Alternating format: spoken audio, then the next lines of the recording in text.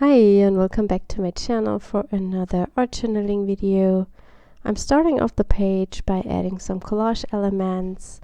I'm using old book papers and some stamped ephemera that I've stamped to tea-dyed paper. I use gel medium to stick my papers down, and to avoid the wrinkling I apply the gel to the backside of my pieces and also to the page itself. These stamped ephemera pieces are made with the Rubber Dance Wanna Bet stamp set and with the vintage ads.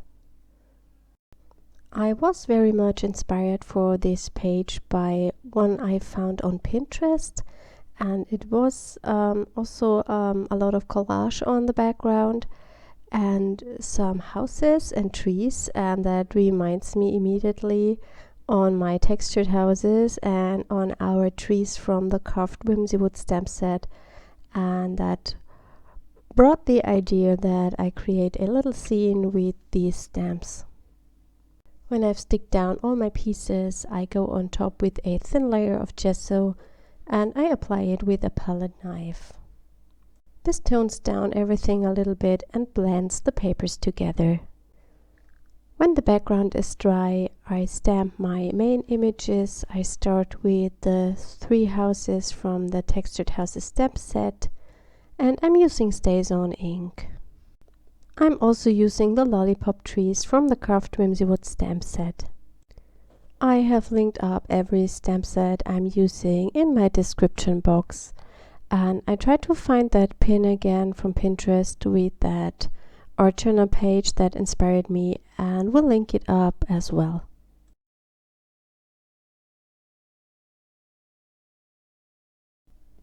Here I'm masking off the big tree because I want to stamp the smaller one behind it, and I just used a piece that was laying around on my desk and cut a circle from it, and so I can stamp the 2 trees behind of each other. I now go in and add a little bit more texture and interest by stamping some of the stitched borders from Rubber Dance. They come with the grungy border stamp set, and I also used the cross stitching stamp. I really like the look of stitching in my art journal, and of course you can sew directly in the journal. Of course you can use your ephemera and sew it before you glue it into your book, but I'm often too lazy to pull out the sewing machine, and also the idea with the stitching often comes when I have already stick down all the papers, so this is a perfect way to add that look. To add color, I'm using the Neocolor Crayons today, and I just scribble them to my glass plate and use a brush to apply them to the page.